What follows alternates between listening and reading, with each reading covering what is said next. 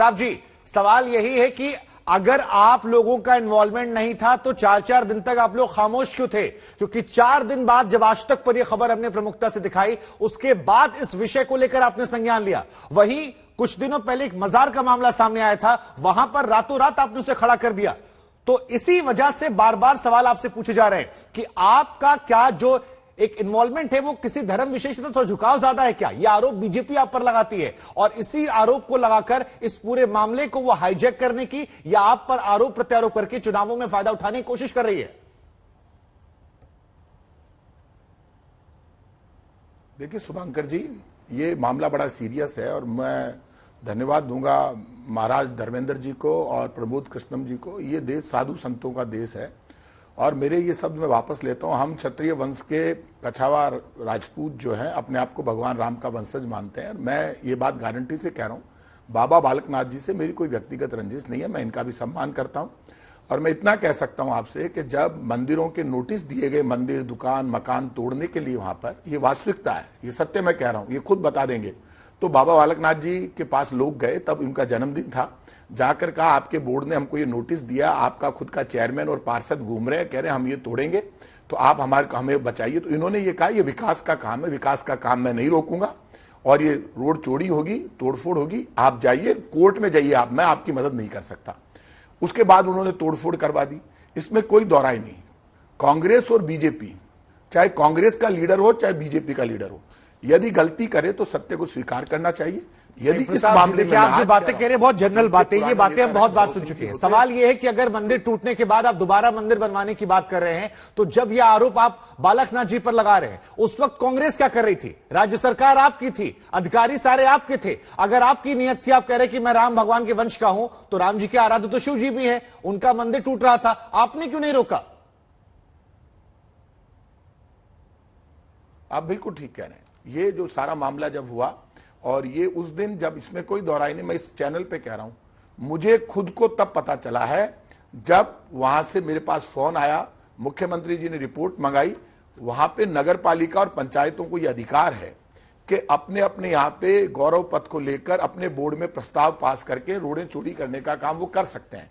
ऐसे में ईओ और एसडीएम के खिलाफ कार्रवाई इसीलिए की गई। और ये बहुत अच्छा सवाल आज प्रमोद कृष्णम जी ने उठाया है।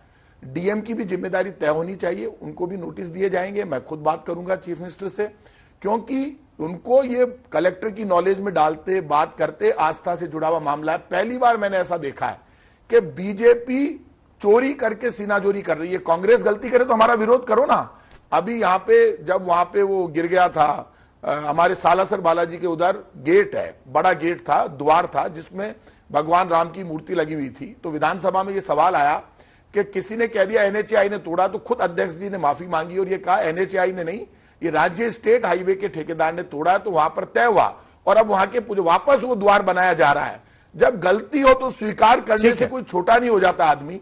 अब ये बताइए, इनके पार्षद और चेयरमैन आज तक गायब है, आज तक सामने नहीं आए। बालकनाथ जी, पहला सवाल ये है कि लोग तो आपके भी शामिल थे, आप कांग्रेस का विरोध कर रहे हैं कि भाई प्रशासन के अधिकारी उनके थे, आपने अब तक क्या कार्रवाई की? क्या आपने अपने पार्षदों पर एक्शन लिया, नगर पालिका अध्यक्ष पर एक्शन लिया? बालकनाथ जी जुड़ेंगे हमारे साथ, उनसे सवाल पूछूंगा मैं। बालकनाथ जी, आपने कितने एक्शन लिए? और आप खुद अलवर के सांसद हैं। एक सेकेंड बालकनाथ जी, आप खुद सांसद हैं, क्या आपकी जिम्मेदारी नहीं थी? 4 दिन तक इस मंदिर के टूटने के बाद ये मामला खामोश था, आज तक ने इस खबर को उठाया, उसके बाद आप लोग जगे हैं, उसके बाद आप लोग सवाल पूछना शुरू किए हैं। अगर धर्म को लेकर आपकी आस्था इतनी ज्यादा है तो वो 4 दिन की खामोशी क्यों, और अपने लोगों पर आपका कटाक्ष क्यों नहीं? देखिए, मैं आपको बता दूं, जैसे कि माननीय मंत्री जी ने कहा, लोग मेरे पास आए थे, 16 तारीख को अलवर में आए थे।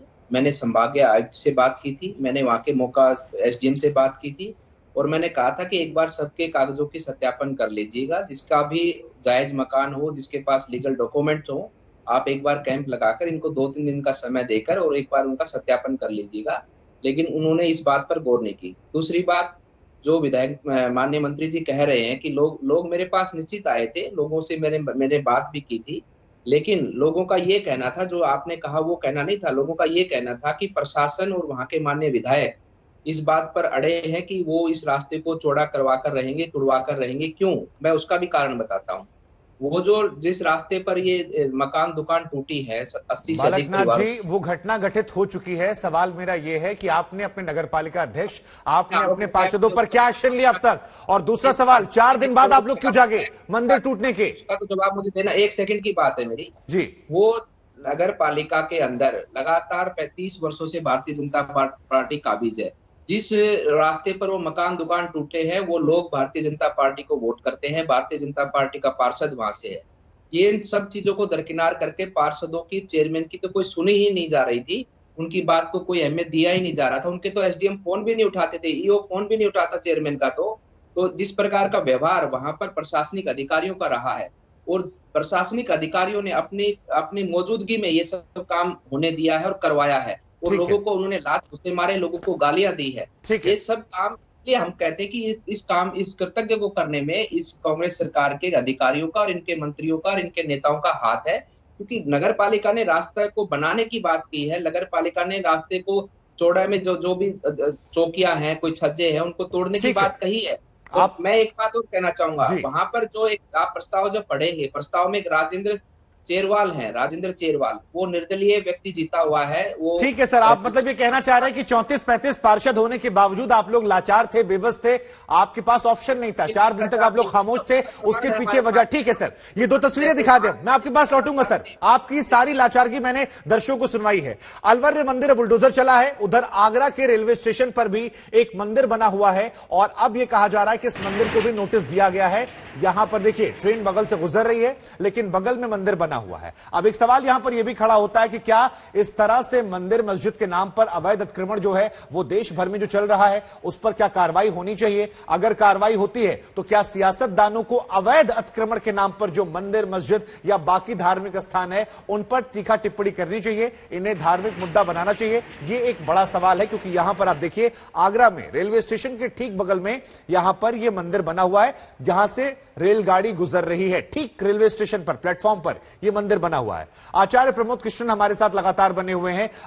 आचार्य जी, सवाल मेरा फिर वही है लगातार कि क्या मंदिर मस्जिद के नाम पर ऐसे अवैध अतिक्रमण को बढ़ावा देना जायज है? क्या इन पर कार्रवाई होनी चाहिए? और अगर कार्रवाई कोई भी राज्य सरकार करती है तो क्या विपक्ष को किसी भी राज्य में उस पर धार्मिक एंगल देकर नफा नुकसान या माहौल गरमाने की जरूरत है?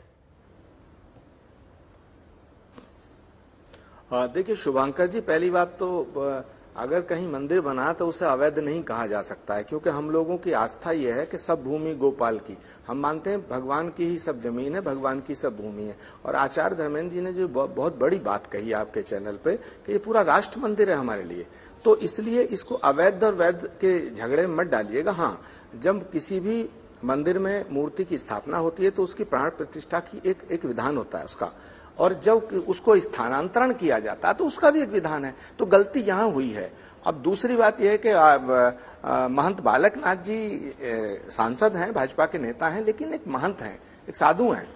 मैं उनका आदर करता हूं और मैं उनको पूरे सम्मान के साथ कहना चाहता हूं कि ये इस तरह नहीं बच सकते आप कि नगर पालिका में साहब हमने ये किया वो किया। जो आंदोलन आज हो रहा है ये पहले क्यों नहीं हुआ?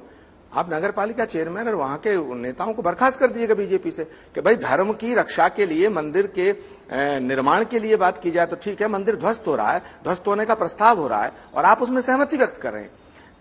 बालकनाथ जी, हमारे शास्त्रों में तस्वीर हम दिखा रहे हैं इस वक्त। कहा है आचार्य जी, माफ कीजिए, मैं आपको को रोकूंगा, दंड देना धर्म है। आचार्य जी माफ कीजिए, एक बार तो आपको बीजेपी के उन तमाम पार्षदों के खिलाफ, बीजेपी के नगर पालिका के खिलाफ कार्रवाई करनी चाहिए। और ये सवाल मैंने 4 बार पूछा भी, उन्होंने जवाब मैं कांग्रेस के साथ रहते हुए मैं कह रहा हूं कि सरकार की गलती है। बिल्कुल, मैंने प्रताप सिंह जी को साफ कहा कि ये आपकी गलती है, उन्होंने स्वीकार किया, ये बड़प्पन दिखाया। आप क्योंकि तस्वीरों में हम आगरा की तस्वीर भी दिखा रहे हैं जहां पर नोटिस दिया। बालकनाथ जी, आप अपनी बात रखिएगा, लेकिन एक बार सवाल सुन लीजिए।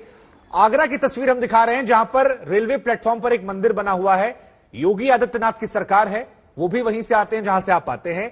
अब नोटिस दिया गया है इस मंदिर पर जो निर्माण है, तो क्या जो विरोध आप राजस्थान में कर रहे हैं वही विरोध उत्तर प्रदेश में करेंगे, या क्योंकि वहां सत्ता पक्ष है यहां विपक्ष है तो मामला अलग हो जाएगा?